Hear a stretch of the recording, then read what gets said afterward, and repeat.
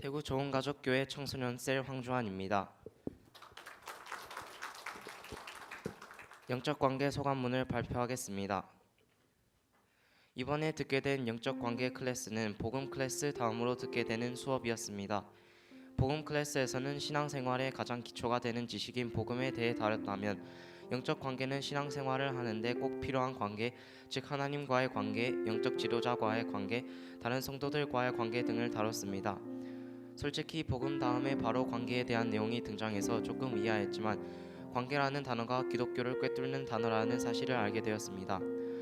신앙생활은 관계다, 하나님과의 관계를 회복하라 등 관계에 대한 내용은 부모님이나 선생님에게 수없이도 들었지만 무슨 말인지 잘 이해가 안 되었는데 이번 영적 관계 클래스를 통해 관계가 무엇인지 그리고 신앙생활에 얼마나 중요한 것인지 알게 되었습니다.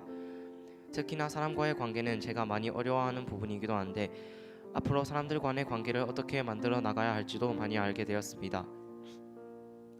가장 먼저 알게 된 것은 우리의 신앙에 관계가 얼마나 많은 영향을 끼치는지였습니다. 누가복음에도 아담의 아버지는 하나님이라고 기록된 것과 시편 2편에서 내가 너를 낳았다고 하는 표현만을 봐도 하나님과 우리의 관계는 자식과 부모 사이의 관계처럼 친밀해야 한다는 것을 바로 느끼게 되었습니다. 특히나 복음을 관계의 회복이라고 설명하시는 부분이 기억에 남았는데 서로 사랑하는 관계라고 말할 때 사랑하는 마음이 하나도 없이 말로만 그렇다고 한다면 사랑하는 게 아니듯이 우리의 신앙생활도 교회 출석만 하는 종교생활이 아니라 하나님을 사랑한다는 것을 누구나 느낄 수 있게 보여주어야 한다는 것을 알게 되었습니다.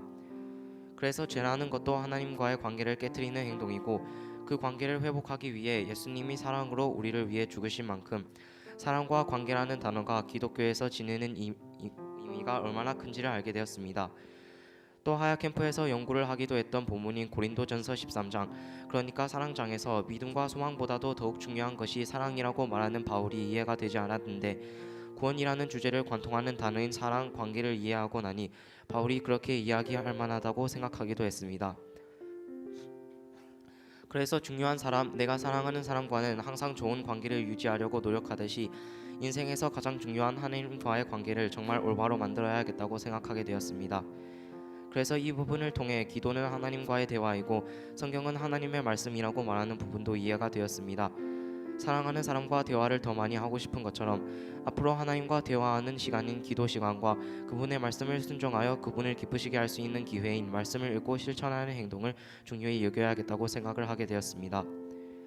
또 다른 사람과의 영적 관계를 보자면 믿지 않는 사람들에게 전도하는 것, 그리고 영적 지도자와의 관계, 다른 성도 또는 친구와의 관계가 있는데 이해가 되지 않게 추상적으로 설명하는 것이 아니라 성경에 나오는 여러 인물들의 예시가 있어서 훨씬 좋았습니다. 특히 전도와 관련된 부분에서 가장 강력한 전도는 서로 사랑함으로써 세상 사람이 우리가 주님의 제자임을 깨닫게 하는 것이라는 게 가장 기억에 남았습니다. 전도를 할 때 복음이 무엇인지 그 사람들에게 알려주는 것도 정말 중요하지만 그들에게 접근하는 방식이 서로 사랑하는 것을 보여줌으로써 호감을 끄는 것이 되어야 한다는 것을 알게 되었습니다.